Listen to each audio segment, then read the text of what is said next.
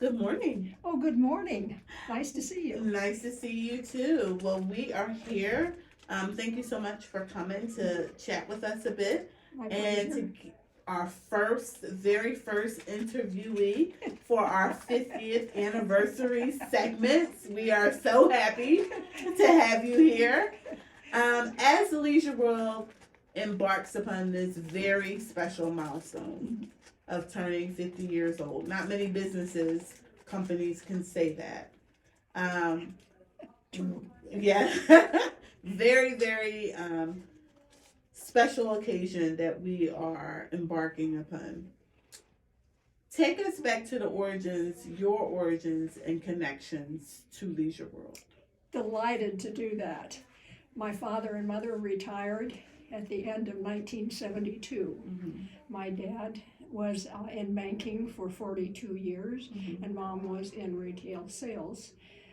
And they planned their retirement. They were excited. They bought a Chrysler New Yorker that would pull their new house trailer, and they were going to go off for the winter and explore places in California and in Arizona.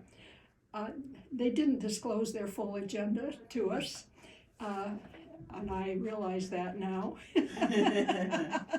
And what I hadn't known was that my dad in banking, he was very much involved in real estate, and he had been following Ross Cortese, the founder of Leisure World, for 10 years. Oh wow. So that he watched his developments in California and was intrigued, and then he heard that or read that they were going to open Leisure World in Mesa, Arizona, except didn't call it exactly like that. But that's nonetheless. So we were surprised. Mom and Dad took off, Mm-hmm. and before they got back home again, they had purchased a place in Leisure World. So they were one of the first owners here. Oh yeah, they were one of six parties that moved in the very last week of November, or perhaps it was in the beginning of December. But my mother was very good about taking pictures, so she took a picture of where they were going to be living, Oh wow. and this was March 1973. Now you may notice there's nothing there.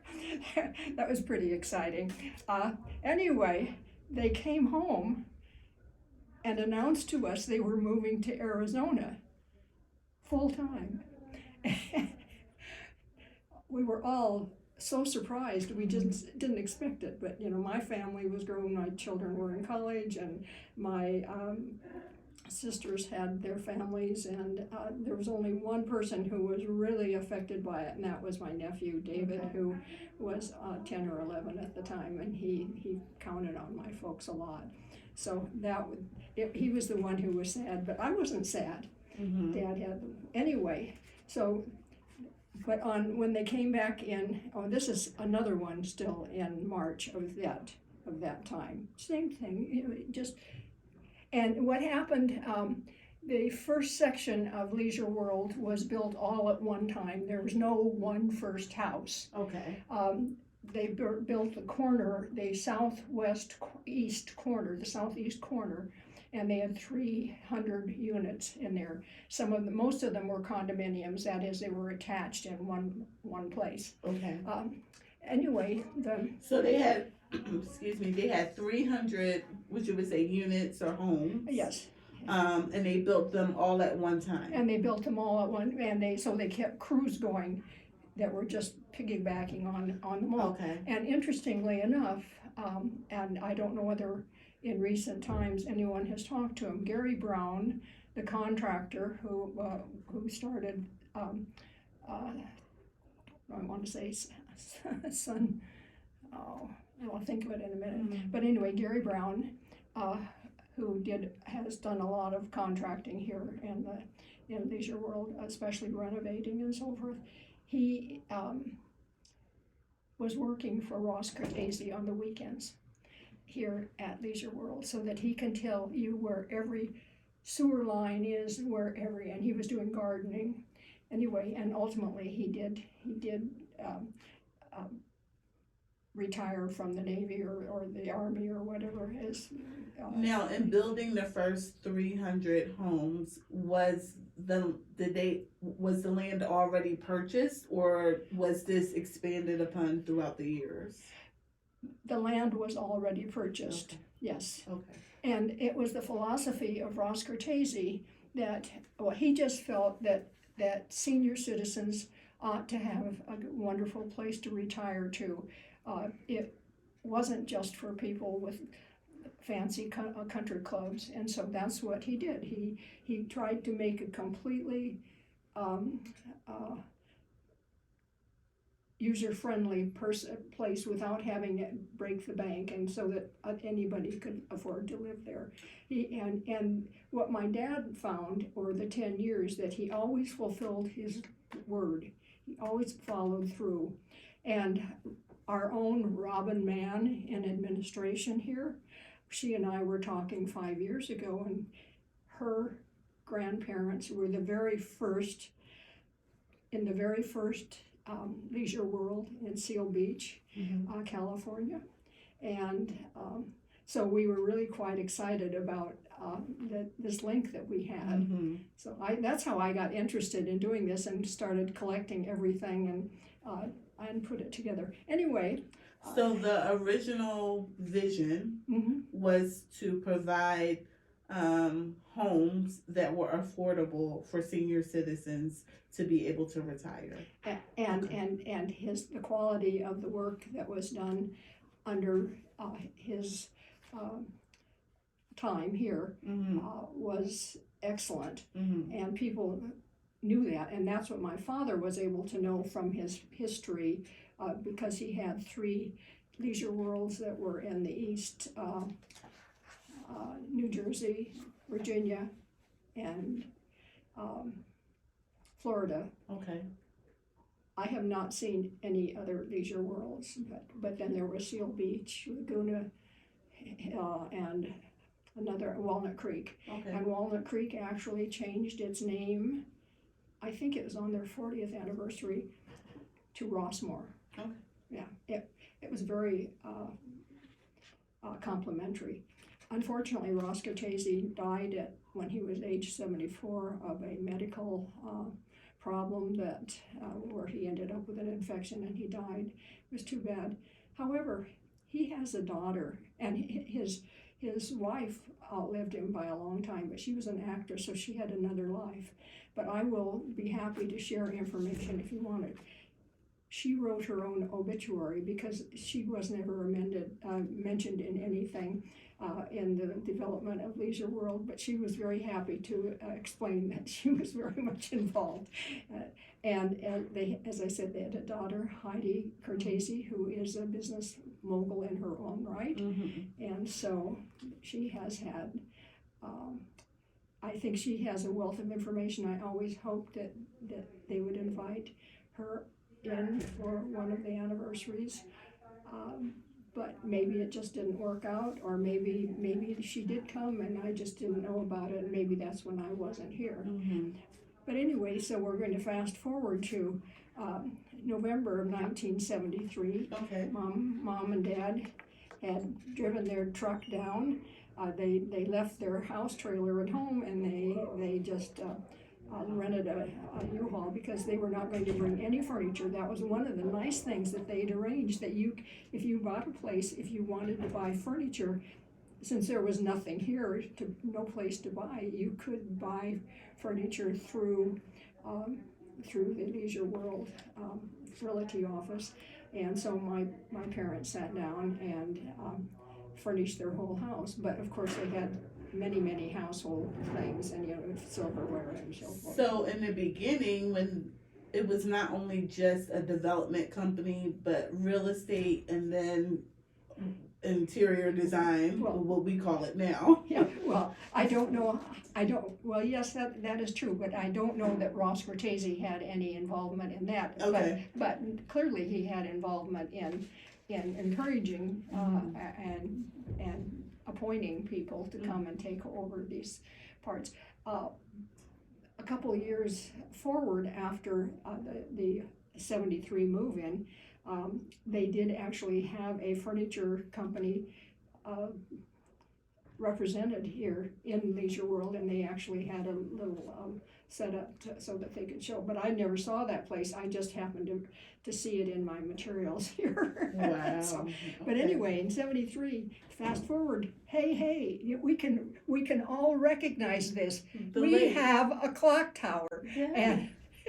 And I think it worked at that point, and of course now it's working again. Anyway, that's my mom. That is the original clock tower. That is the and that's it. Yeah, wow. Absolutely. And then here's Mom standing. I can't figure out. I think she's standing, looking at their place, and all the building materials are around. Anyway, she is. Were the walls in place at that time?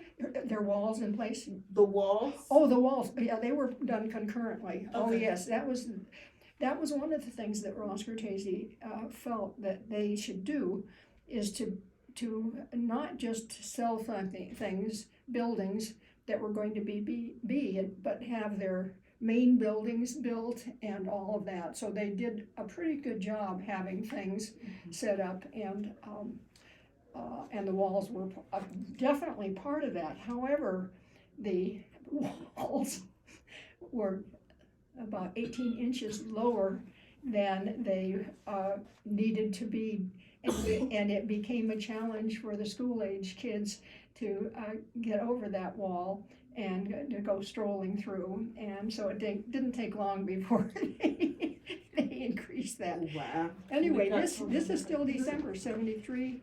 My dad, in front of the manor when they moved in, Dad standing in front of it. I never know what to say is the front and the back, because they were on that cul-de-sac, so that's where they parked and that's where the garage was. But anyway, this was a sweet little house, and then that same place, but after they had a few trees put in. Oh, wow. I'm sure Dad had a big hand in that. So within the 300 homes that were already built, your parents were of the first 6 yes, who moved in? Yeah, okay. They were, nobody knows who was what, but there were 6 parties who went in that week. And so at that time, was it considered a 55 plus community or just a retirement community? That's a significant question, because it was set up that it was for 65 and older, and you could have a spouse who was 55. Okay. But there were not any.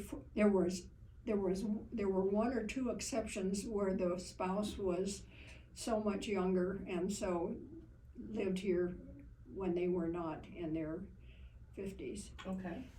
But they didn't usually stay very long. So many of the amenities were here as well. Oh, absolutely. Oh, okay. Oh, that was the whole idea about the Leisure World developments. Provide them with all of these opportunities. And what I jotted down some things that were here that aren't here now. This isn't exactly an amenity unless you are spooked by exits that people could back into. But there were these spikes at the exit at the gate, so that if somebody tried to back into the community, yes. However, the gate had an attendant 24 hours, so that and we did have the 24-hour security.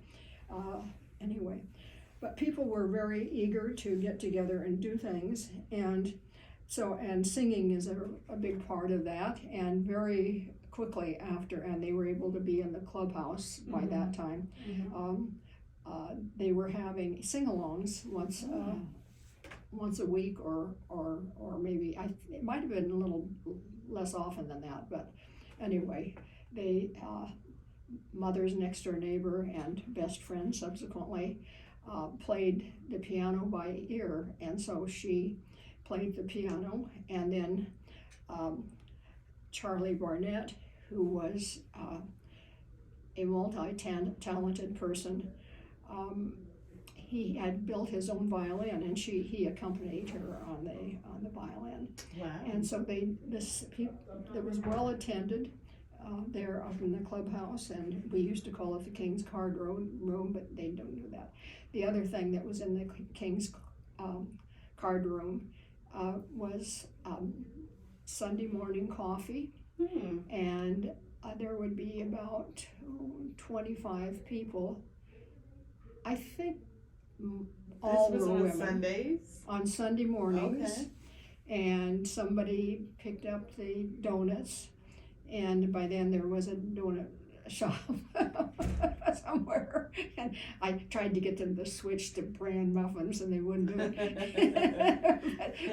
but anyway, that went for a long time until other things replaced it. But that was there for a very long time, and they still had the bus, which was good. One of Mother's friends who lives over in my district now, she was blind, and so she didn't have ways to go places and do things unless.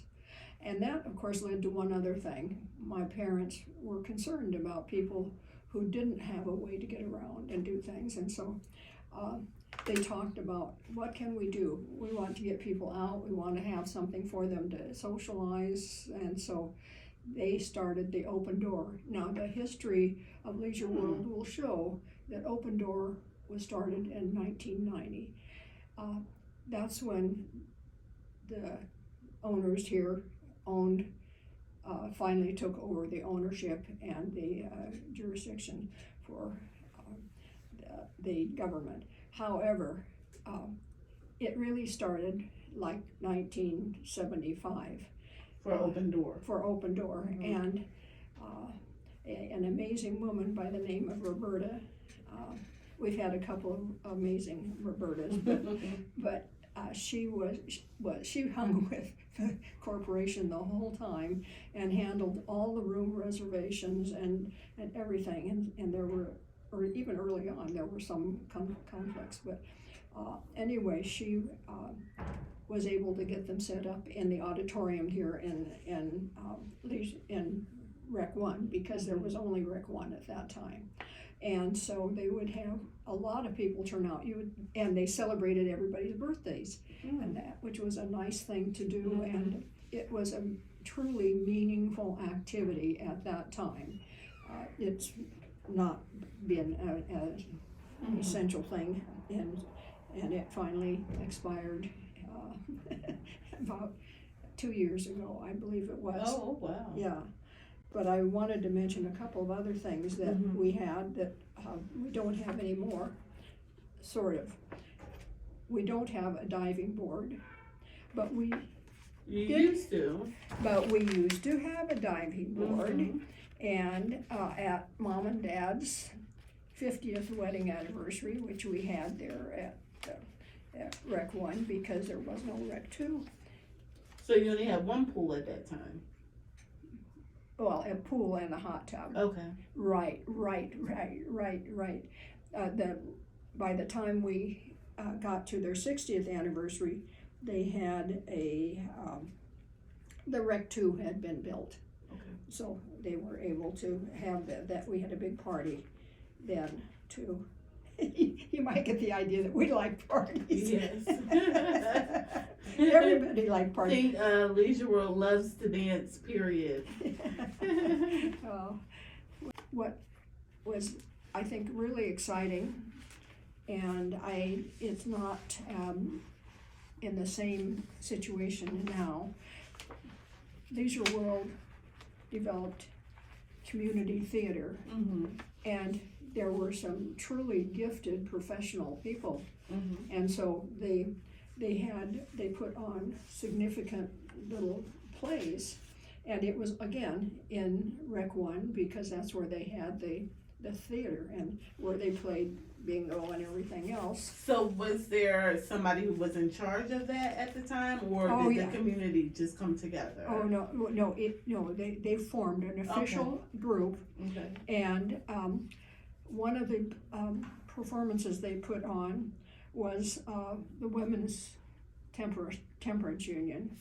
And so here are some of the players on that. My mother's one of them. And my dad he always moved things and built sets and so forth. But he went in disguise because they needed another bartender, and he was the one here. We had a wig on, so he was second from the left. Wow. Anyway, 43 people in this community participated in that play. It was my understanding that the woman who directed it had been a professional director of plays in New York City. The lawn bowling was a truly important thing in my dad and mom's life. Dad had abandoned golf in Washington once he had started playing lawn bowling up in Washington. Mm-hmm. And both he and my mother became champion lawn bowlers, and they started the club here. Dad made all the connections.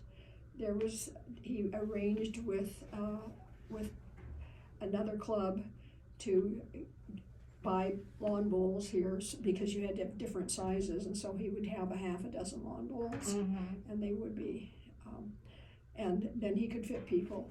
The first class that he taught was 7 people, but backing up, the contractor had never seen a lawn bowling green. Neither had I. Wow. I mean, 50 years ago, lawn lawn bowling was... Oh, yeah, it was a big deal. Wow. Yeah, Sun City it had lawn bowling, and it was really big.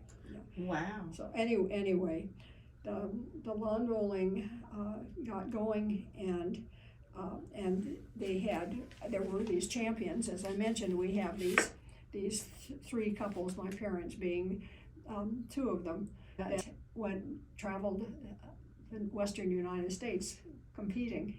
And the daughter of the Widmans is the one who lives in Leisure World. Anyway, so we've had the lawn bowling, which became very successful and very popular, and I always loved it when they wore the whites all the time. And the swimming pool did get opened, so that when I came that March in 1974, I was able to go out and do my lap swimming, so that was good.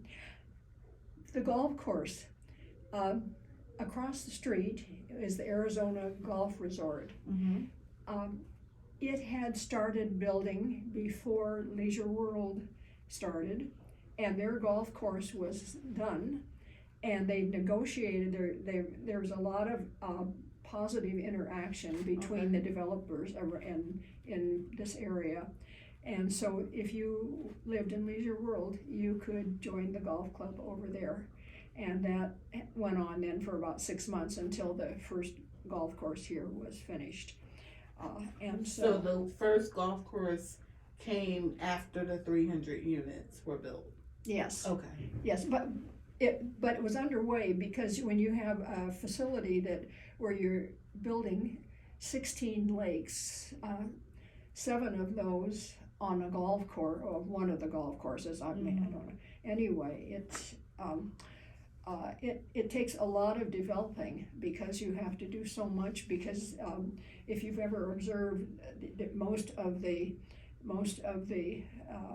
maybe all the lakes have some kind of a buildup, and then they fill it, and that's irrigation water. Mm-hmm. That's and so that we're not using purified water. Right, for the lake. Yeah.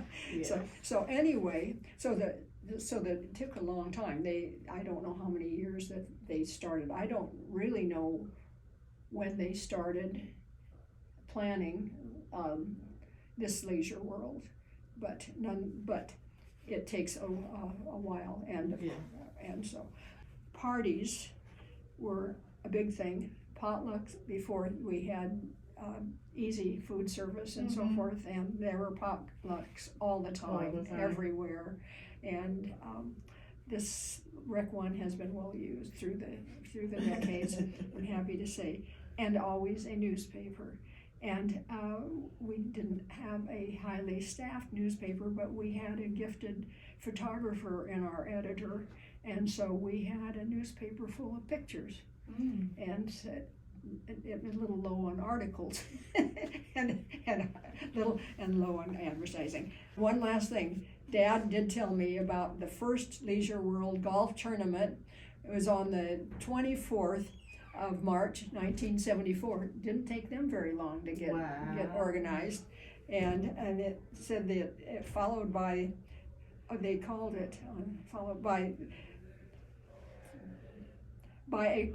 followed by a golfer's potluck dinner and awarding prizes on the 26th. They must have been playing over there at the golf resort, because I don't see how they were, since they weren't open. I don't know how they could have been doing it here, but it doesn't matter. That was convenient and close, and they had said should be fun, and it's called, of all things, a monkey tournament. Anyway, it said the lawn bowling green is doing well, and if all goes well, it should be playable sometime next month. So that would have been April of 1974. Wow. And our trip to Sun City a couple of weeks ago was a complete success. We love it here and are having much fun. Oh.